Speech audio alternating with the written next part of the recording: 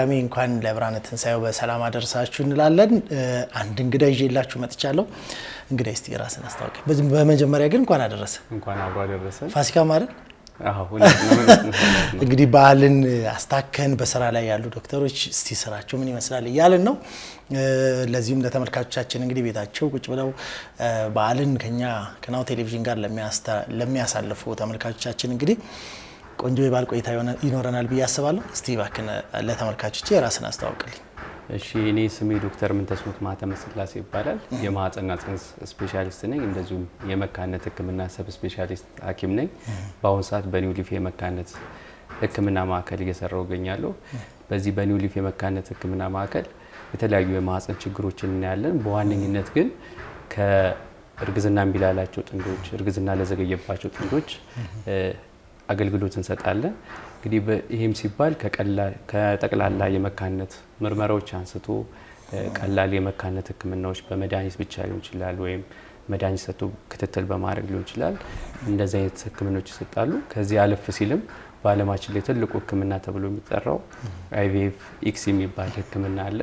ብዙ ጊዜ እነዚህ ህክምናዎች በአሜሪካ፣ በአውሮፓ፣ በሩቅ ምስራቅ አገሮች ሲሰጡ ነው የምናውቀውና ሙሉ በሙሉ በሚባል ደረጃ በኒው ሊፍ የመካነት ህክምና ማዕከል ይሰጣል። እስካሁን በዚህ ህክምና ከ400 በላይ ህጻናቶች ተረግዘው ተወልደዋል። በዚህም ብዙ ወላጆች ደስተኞች ናቸው። ከምንም በላይ ደግሞ ይሄ ህክምና የአምላክ እርዳታ የፈጣሪ እርዳታ የሚፈልግ ህክምና ነው። በዛ በመታገዝ እየሰራ እንገኛለን። በጣም ነው ደስ የሚለው። እንግዲህ ኒው ሊፍ በከተማ ውስጥ በጣም ስሙም የገነነና ብዙ ሰዎች ያውቁታልና የምሰጧቸው ህክምናዎች በተለይ ከእርግዝና ጋር ለዘገየባቸው እና የህክምና እርዳታ ግድ የሚያስፈልጋቸው ሰዎች ናቸውና ውጤቱን ሲያዩ ብዙ እናቶች ለረጅም ዓመት ሲመኙት የነበረውን ነገር በእናንተ እንግዲህ ፈጣሪ በእናንተ ጥበቡን ሰጥቷችሁ ለነሱ ደግሞ ያንን ውጤት ስታበስሯቸው የሚሰማቸው ስሜት ምን ይመስላል? በተለይ ስለ ህክምናው ብቻ ሳይሆን መጨረሻ ላይ ስላለው ውጤት ማወቅ ፈልጌ ነው። በእውነቱ በጣም ለመግለጽ የሚከብድ ነገር ነው ይሄ። ምክንያቱም ከታካሚዎቹ ጋር በጣም ረጅም ጊዜ ልናሳልፍ እንችላለን። ከምርመራ አንስቶ ህክምናውን ለመስጠት በህክምና ወቅት በምናደርገው ክትትል እንግዲህ ብዙ ሰው የሚያው ማርገዟን ስቴፕ ብቻ ነው የሚያው። ከዛ በፊት ያሉ ስቴፖች አሉ። ገና ከእንቁላል ከረጢት ጀምሮ ክትትል አድርገን ነው የምንከታተላቸውና በጣም አስጨናቂ ጊዜ ነው የምናሳልፈው።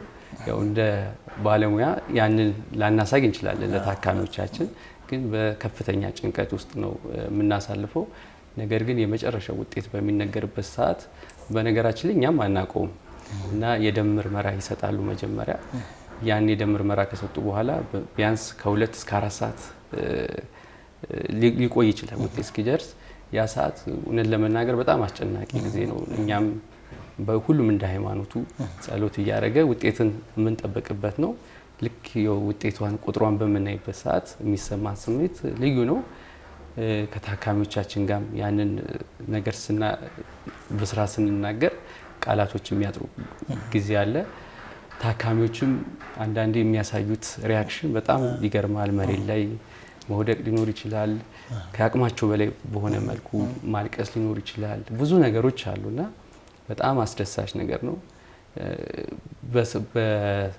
በትዳር ውስጥ ይሁን በሰው ህይወት ውስጥ ትልቁ የሚባለው ራስን መተካት ነው። ሁላችንም የምንኖረው ያው ራሳችንን ለመተካት ነው። የሰው ትልቁ ጎሉ ወልዶ መሳም ነውና ይሄን ማየት መቻል በጣም አስደሳች ነው። የብዙዎቹ ታሪክ ደግሞ ልብ የሚነካ ነው። ታካሚዎቹ ደግሞ እንዲወተው ቢያወሩ ጥሩ ነው፣ ግን ያው ከህብረተሰቡ የሚደርስ ጫና ስላለ አብዛኞቹ ሰዎች ወተው ስለማይናገሩት ነው እንጂ ስሜቱ የተለየ ነው። የትኛውም ደስታ ሲሰማ በዛ ልክ ይሰማል ብዬ አላስብም። ይህንን ጥያቄ የጠየኩት ምክንያት ምንድነው? ከህክምናው ባህሪ አንጻር እንግዲህ ታካሚዎችን አምጥተን እና ማህበረሰቡ ጋር ያለው ያስተሳሰብ ተጽዕኖም ትንሽ ከበድ ይላልና ማህበረሰቡ ምን አይነት መስተካከሎችን ማድረግ አለበት፣ አስተሳሰቡ በምን አይነት መንገድ መቀየር አለበት ይላሉ እርስዎ እንደ ባለሙያና ብዙ ሰዎች ደግሞ ወደዚህ ሲመጡ ምን አይነት ህክምና ነው የሚሰጠው እዚህ በዋናነት የሚለውንም በዛው አያይዘው ይመልሱልኝ። እውነት ነው። ያው መውለድ የተቸገሩ ሰዎች እንደማንኛውም በሽታ መሆኑ ሰው መረዳት አለበት። አስተውለን እንደሆነ ሰው የኩላሊት ህመም ሲያመው፣ የልብ ህመም፣ የካንሰር ህመም ሲያመው የሞራል ድጋፍ ብቻ አይደለም የሚሰጠው።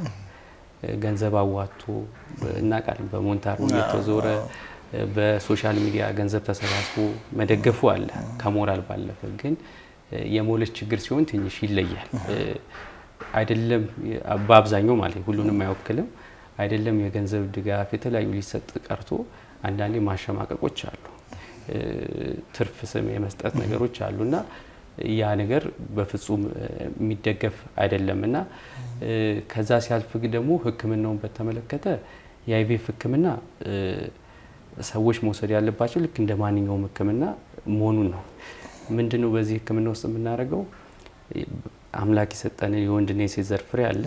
ያንን ወስደን በአይን ስለማይታዩ በማይክሮስኮፕ ታግዘን ያን የተገናኘ የወንድና የዘር ፈሳሽ ሚዲያ በምንለው አለ እንደ ምግብ የሚያገለግል እዛ ውስጥ በማስቀመጥ በቂ ሙቀትና በቂ የተመጣጠነ አየር እንዲያገኝ አድርገን ከ3 እስከ 5 ቀን ጽንስ መፍጠር አለመፍጠሩን ነው የምንከታተለው። እንግዲህ ይሄ ፕሮሰስ የሚሆነው በአምላክ ፍቃድ ነው። የኛ ስራ በዚህ ሰዓት የሁለቱን ዘር የማዋሃድ ስራ ብቻ ነው። የተቀረው ፕሮሰስ የአምላክ ስራ ነው የሚሆነው ማለት ነው። በዛ ፕሮሰስ ጽንስ ሊፈጠር ላይፈጠርም ይችላል ማለት ነው። ይህንን ከምን ጋር ላያይዘው ፈልጋለሁ? ምናልባት ብዙዎቻችን እንደምናውቀው ያለ ጊዜ የተወለዱ ህፃናት ሰምተን ሊሆን ይችላል፣ በደም ግፊት ሊሆን ይችላል፣ ያለ ጊዜው ምጥ መጥቶ ሊሆን ይችላል፣ ወይም ሽርቷ አፈሶ አንዳንዴ በ7 ወር ልጆች ይወለዳሉ። ሲወለዱ ምንድን ነው የሚደረገው? ሙቀት ክፍል እንዲገቡ ይደረጋሉ። እናት ማህፀን ውስጥ ሊያገኝ የሚችለውን ነገር በሙቀት ክፍል ይሰጣል። ኦክሲጅን ላይ ይሆናሉ፣ ወይ ደግሞ በማሽን ላይ እንዲተነፍሱ ይደረጋሉ፣ ወይ ምግብ በአፍንጫቸው ይሰጣቸዋል፣ ወይ በግሉኮስ። እነዛ ነገሮች እንክብካቤ ይደረጋሉ። በዛ እንክብካቤዎች ሐኪሞች ወይ ጤና ባለሙያዎች እንክብካቤውን ማድረግ ነው እንጂ ማትረፍ አለማትረፍ የፈጣሪ ስራ ነው። በተመሳሳይ ሁኔታ እኛም የምናደርገው አምላክ የሰጠውን እኛ አዲስ ዘር የምንፈጥረው ነገር የለም። ሰው ዘር ከሌለው ሕክምና እርዳታ ማድረግም አይቻልም። ስለዚህ አምላክ የሰጠውን የወንድና የዘር ፍሬ እናገናኝና እናት ማህፀን ቱቦ ውስጥ ሊያገኘው የሚችለውን እንክብካቤ የሙቀት መጠን፣ የአየር መጠን፣ የምግብ መጠን አመጣጥንን መስጠት ነው። ከዛ በኋላ ግን ያለው የፈጣሪ ስራ ነው እና ሰዎች ከተፈጥሮ የወጣ ይመስላቸዋል ሕክምና ነው። ልክ ያለ ጊዜ የተወለደ ልጅ እንደሚሰጠው እንክብካቤ በዚህም በአይቪኤፍ ሕክምና የወንድና የሴት ዘር ፍሬ መንከባከብ ነው እንጂ አዲስ የሚፈጠር ነገር የለም። ይሄን ብዙ ሰዎች ቢያስተውሉ ምናልባት ስለ ሕክምና ያላቸው ብዥታ ይጠራል ብዬ አስባለሁ። ሌላው ደግሞ ብዙ ሰዎች ይህንን ሕክምና እየፈለጉ አሁን ያለውን የማህበረሰቡን ተጽዕኖ በመሸሽ በየቤቱ ቁጭ ብለዋል እና እንደዚህ አይነት ሕክምናዎችን ለማግኘት እንደ ኒው ሊፍ አይነት ተቋማት መኖራቸው ምን አይነት አስተዋጽኦ አለው ብለው ያስባሉ እርስዎ? እውነት ነው። በነገራችን ላይ ልጅ እምቢ ላላቸው ጥንዶች አይቪኤፍ ብቻ አይደለም ሕክምናው። ሌሎች ምናልባት 100 ሰዎች ቢመጡ 90 በመቶ የሚሆኑት የሚፈልጉት ከአይቪኤፍ ውጭ የሆነ ሕክምና ሊሆን ይችላል። ያም ሲባል የምክር አገልግሎት ሊሆን ይችላል። ቀላል መድኃኒቶች ተሰጥተው ተከታትሎ እንዲያረግዙ ማገዝ ሊሆን ይችላል። ወይም ደግሞ እንቁላልን አሳድጎ የወንድ የዘር ፍሬ ወደ ማህፀን መመለስ ሊሆን ይችላል። ቀላል ሕክምናዎች ሊሆኑ ይችላሉ። አይቪኤፍ የሚፈልጉ ታካሚዎች 10 በመቶ የሚሆኑት ታካሚዎች ብቻ ናቸው እና እንደዚህ አይነት ችግር ያላቸው ጥንዶች ማሰብ ያለባቸው ሁሉም ሰው አይቪኤፍ እንደማይፈልግ ማወቅ አለባቸው። በቀላል ሕክምናዎችም ሊታከሙ እንደሚችሉ መረዳት አለባቸው ብዬ ነው የማስበው። እንግዲህ በመጨረሻ አንድ ጥያቄ ነው መጠየቅ የምፈልገው ወይንም እርስዎ ቀረ የሚሉትን መልእክት ቢያስተላልፉልኝ ደስ ይለኛል። በዛውም ደግሞ እንኳን አደረሳችሁ በዓልም አይደል? እንኳን አደረሳችሁ መልእክት አስተላልፈን ወረድ ብለን ደግሞ ከስታፉ ጋር አንድ ላይ ቆንጆ ቆይታ እናደርጋለን። እሺ፣ በጣም አመሰግናለሁ። ያው በዓል ሲመጣ እንደሚታወቀው የተስፋ ነገሮችን በአዲስ የመጀመር ተደርጎ ነው የሚወሰደው እና በተለይ እርግዝና እምቢ ላላቸው ጥንዶች ማስተላለፍ የምፈልገው መልእክት ብቻቸውን እንዳልሆኑ ማወቅ አለባቸው። እንደ ማንኛውም በሽታ እንደሆነ ሰው ልቡ እንደሚታከመው ኩላሊቱ እንደሚታከመው መታከም የሚችል መሆኑን ማወቅ አለባቸው። ሁል ጊዜ ደግሞ የመካንነት ሕክምና ሲባል ሁል ጊዜ አይቪኤፍ ብቻ አይደለም፣ በቴክኖሎጂ የታገዘው ሕክምና እንዳልሆነ ማወቅ አለባቸው። ቀላል አብዛኛው ሰው 90 በመቶ የሚሆነው በቀላል ሕክምናዎች ልጅ ሊያረግዙ ልጅ ሊኖራቸው እንደሚችል መረዳት አለባቸው ብዬ አስባለሁ። ከዛ ባለፈ የአይቪኤፍ ሕክምናም ቢሆን ማለት ነው እውነት ነው ሕክምናው ሊሳካም ላይሳካም የሚችል ሕክምና ነው። ግን ተስፋ ሳይቆርጡ ደጋግሞ በመሞከር ሊሳካላቸው እንደሚችል ላረጋግጥላቸው እወዳለሁ። ከዚህ ሲያልፍ ሕክምናው ብዙ ሰዎች ውድ ነው በሚል ይሸሻሉ። ነገር ግን ወደ ውጭ ሀገር ሄደው ሰዎች ከሚታከሙበት ወጪ አንጻር ሲታይ በ2 በ3 እጥፍ ያነሰ ነው በሀገራቸው ሊያገኙ የሚችሉት። ከምንም በላይ ደግሞ በወገናቸው መሀል ሆነው ይህን ሕክምና ስለሚያገኙ በጥሩ ስነ ልቦና ስለሚሆን የተሻለ ውጤት ይገኛል የሚል ግምት አለኝ። እንግዲህ አንዳንድ የህብረተሰብ ክፍሎች በማወቅም ይሁን ባለማወቅ አንዳንድ ጊዜ ታካሚዎችን የማሸማቀቅ እንደዚህ ነገሮች አሉ። አልፎም ባለሙያዎችን ተቋማትን የሕክምናውን ባለመረዳት የማሸማቀቅ ነገሮች ይኖራሉ። ይሄ ተገቢ አይደለም ብዬ ነው የማስበው። በመጨረሻ ላይ ለምንፈልገው ናሁ ቴሌቪዥንን ከልብ ነው የምናመሰግነው፣ እውነት ድምጽ ለሌላቸው ድምጽ ለመሆኑ። ምክንያቱም እነዚህ ሰዎች እናንተ ተስፋ እንዳላቸው እንደዚህ አይነትም አማራጭ እንዳላቸው ባትነግሯቸው ብዙ ሰዎች ላያውቁ ይችላሉ እና ይሄን ማድረጋችሁ በእውነት በሰማይም በምድርም የሚያስመሰግን ነውና በጣም ነው የማመሰግነው። በዓሉ የሰላም፣ የፍቅር፣ የተስፋ የብሩህ ተስፋ እንዲሆን እመኛለሁ። አመሰግናለሁ።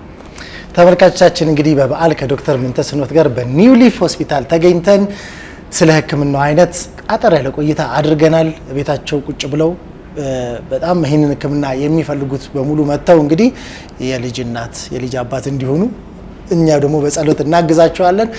በየቤታችሁ ናችሁ በዓልን እያከበራችሁ ያላችሁ በድጋሚ